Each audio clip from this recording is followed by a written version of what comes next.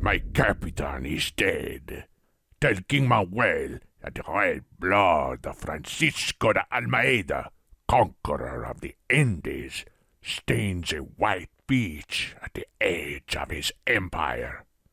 After braving Spanish knights, Berber horsemen, and Indian elephants, it was the king's lost faith in a devoted servant that took his life's breath.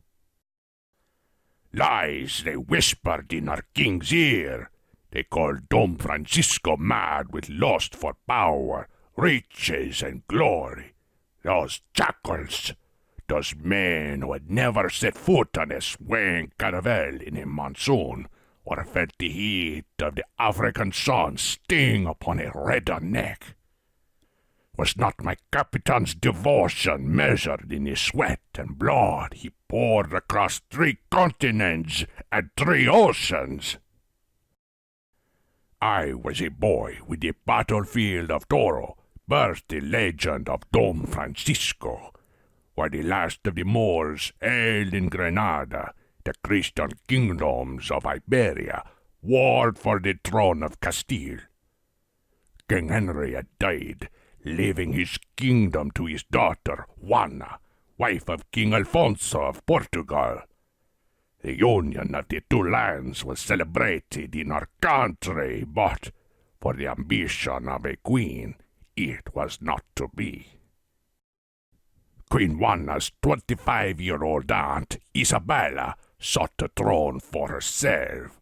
Her powerful husband, the King of Aragon, led his army into Castile to seize the crown for his wife and unite that kingdom with his own.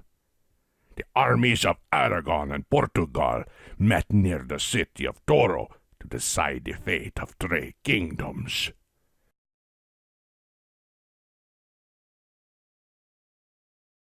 Despite the successes of Don Francisco and Prince Juan, the Battle of Toro was indecisive. After 3 more years of war, a compromise was reached.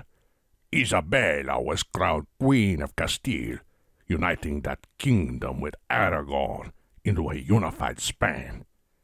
In exchange, the wise King Alfonso, attuned to the changing times, received Spanish assurances that the African coast and the waters and lands to the east were a Portuguese dominion. I began my journey with Don Francisco 2 decades ago in Morocco. 13 years had passed since the Battle of Toro, and the grizzled soldier had risen to be an esteemed counselor to King Juan. Courtly life did not suit my captain well, however. He convinced the king to send him to Africa to fight the Moors. King Alfonso had conquered the Tangier coast before the war with Aragon, but Portugal's hold on Muslim Africa was tenuous. Barbary pirates menaced the coast, and Berber tribesmen emerged from the lifeless deserts in fierce raids. Against these predators stood a fragile outpost of Christendom on an island in the Locos River. The garrison was led by a soldier named Alfonso de Albuquerque, whose path would cross with ours again in a different world. My captain set sail to take command of this garrison and re-establish Portugal's hold on Tangier. It would not be the last time that Don Francisco carried the flag of Portugal to the dangerous edges of the Christian world. While we fought the centuries-old war against the Moors in North Africa, other sons of Portugal were the pioneers of a new age. On small, leaky caravels, they took the first daring steps from Europe and lifted the shroud that had obscured our understanding of the wider world for a millennium. The world was vast, far vaster than we had ever imagined, but men like Bartholomew Diaz and Vasco da Gama reached distant shores and gave us the first glimmers of a coming global empire.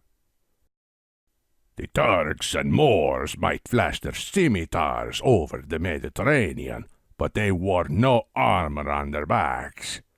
There in the Indian Ocean, an ancient trade flourished to the enrichment of the Muslim world. Armed with cannons and ships built to withstand the storms of the Atlantic, the sons of Portugal would fall upon this world like a famished lion in the fold. It was 5 years ago that I went with Don Francisco to the Andes. His appointment to the viceroyship of India by the young King Manuel had shocked the Portuguese court. Don Francisco was the champion of King Juan, the deceased cousin of the recently crowned king, and the Almeidas had favored their rival Clement to the Portuguese throne. The king's intentions were the topic of many hushed whispers. We sailed for many months across the edge of the world, preyed upon by pirates, storms, and disease. But as our leaky ships rounded the southern cape of Africa, we saw the first glimmers of the riches of the Orient. 3 mighty citadels guarded the lucrative trade waters of the Swahili coast, where the merchants traded ivory, gold, spices, and jewels from the innards of Africa to the fringes of faraway China. Weathered by the long voyage, Don Francisco sought trade and hospitality from the first of the citadels, but their stubborn ruler, a usurper who had slain the rightful sultan, arrogantly closed his gates to us. Finding an exiled African prince with ties to a rebel army, my captain cunningly hatched a plan to take the Swahili coast by fire and steel. Empires are built on the ruins of dead empires. The pile of burnt stone we left in Mombasa, once a palace, was the foundation for the new Empire of Portugal. Our conquest of the Swahili coast sent waves across the Indian Ocean to the wealthy trading cities of Zanzibar, Mogadishu, Calicut, and others. We were met with either fearful gifts or the closed gates of those with the foolishness to challenge our cannons. Few would continue to make that mistake. After months at sea, we reached our goal, the rich Malabar coast of India, land of 1,000 gods, and a haven for spices, gold, and silver. In the brackish lagoons of Kerala, among temples dedicated to strange serpent gods, we established our trading posts in the cities of Cannanore and Cochin. From these cities, my captain and his son Lorenco cunningly manipulated the feuding rajas and sultans. They maneuvered through the politics of spice and faith, always with an eye for the most profitable outcome. One Hindu prince, however, defied us. This nameless ruler of Calicut, known only by the title the Zamorin, threatened to break the carefully crafted deals and rivalries from which Portugal profited. By sword and shrewd tongue, giving no credence to differences of religion or race, he gained allies in the Rajas, in the Sultans, and in rulers as far away as Egypt and Venice. Even our own allies among the Indians fell for his intrigue.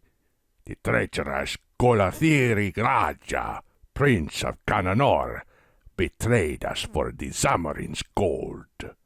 Surrounded by enemies, it seemed the hands of fate had turned so quickly against us. Though the Zamorin limped away from Cananor bloodied, his resolve was untouched by our cannons. In driving men to war, gold can be more powerful than gold. For centuries, the wealth of the Indies had passed through the Indian Ocean, carried by Arab, Indian, and Somali merchants to the port cities of Arabia, Egypt, and Africa. From there, endless caravans carried wealth across the desert to Alexandria, then to Istanbul, Venice, and Genoa. By rounding Africa, Portuguese traders had upset the traditional balance of this world. With our forts in India, we cut a trade that had enriched the Muslim sultans and the Venetian doge alike.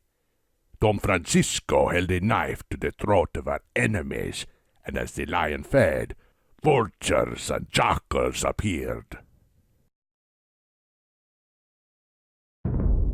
We had taken the other side of the world by storm, but our old enemies followed.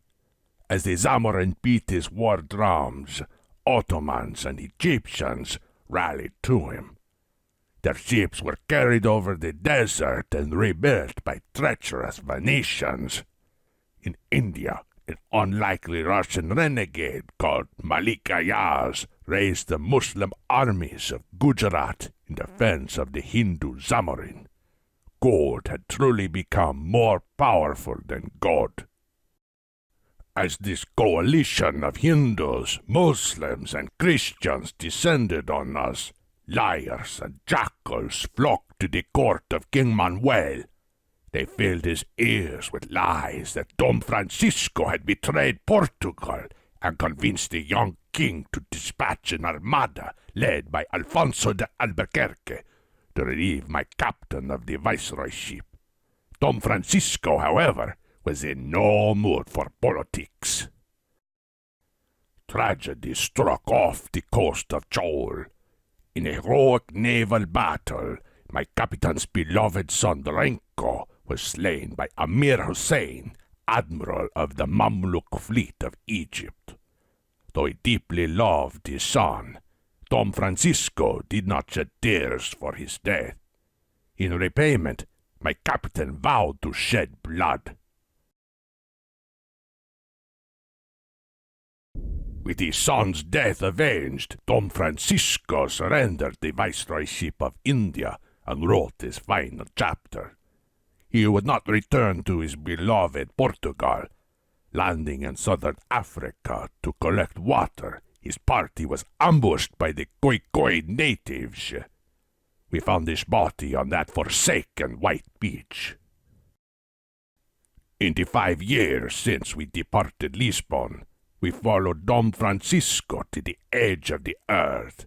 We fought ebony-skinned warriors in the jungles and savannas of Africa, battled Mamluk sailors on the decks of galleys heaving in the monsoon waves, and struggled against armies of elephants and camels in the sprawling cities of India.